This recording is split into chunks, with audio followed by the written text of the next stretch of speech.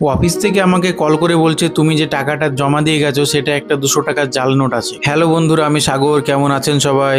আজকে সকালে বৃষ্টি হচ্ছিল, তাই আমি অফিস বেরোনোর সময় রেনকোটটা পরে বেরিয়ে গেলাম। অফিস গিয়ে প্রথমে আমি পার্সেলগুলো রুট ওয়াইজ সাজিয়ে নিয়ে ব্যাগের মধ্যে স্ক্যান করে ঢুকিয়ে নিলাম। আর আজকে পার্সেল খুব একটা বেশি ছিল না। এখন আমার অফিসের সমস্ত কাজ কমপ্লিট হয়ে গেছে আর আমার পার্সেলগুলো সব ব্যাগে ঢোকানো হয়ে গেছে। এখন আমি বেরিয়ে যাব রুটে।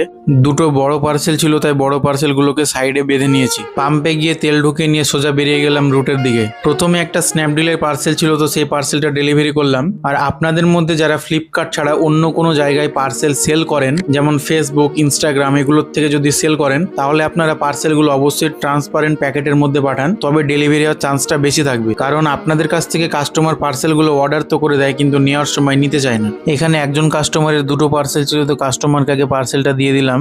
একজন কাস্টমার আমাকে কল করে বললো আমার পার্সেলটা একটু দিয়ে যান, আমি বেরিয়ে যাব। তো তাকে গিয়ে তার দুটো পার্সেল ছিল তাকে দিয়ে দিলাম।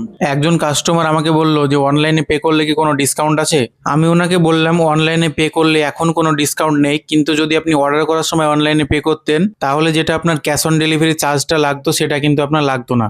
বেশ কয়েকটা পার্সেল ডেলিভারি হয়ে যাওয়ার পরে আমি একটু দাঁড়িয়ে রেস্ট করছিলাম। তারপরে একজনকে কল করলাম, তো বললো আমি এখন দাঁড়িয়ে আছি, তুমি এসে তাহলে পার্সেলটা দিয়ে চলে যাও। তো তার একটা স্ন্যাপডিলের পার্সেল ছিল, তো পার্সেলটা গিয়ে কাস্টমারকে আমি দিয়ে দিলাম। এখানে একজন কাস্টমারের একটা পার্সেল ছিল আর আমি কাস্টমারকে কল করছিলাম, কাস্টমার বারবার আমার কলটা কেটে দিচ্ছিল।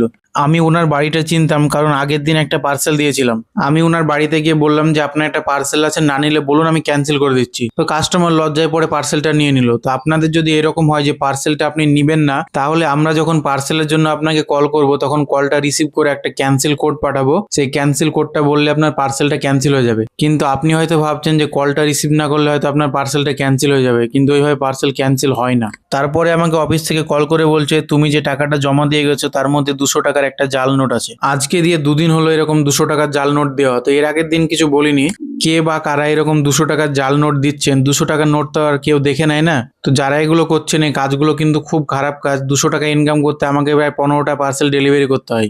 এই 200 টাকাটা এখন আমাকে নিজে থেকে দিতে হবে। আজকের কাজ আমার এই পর্যন্ত শেষ। আজকে ডেলিভারি করে কত টাকা ইনকাম হলো আমি পিন কমেন্টে দিয়ে দিচ্ছি, চাইলে আপনি দেখে নিতে পারেন।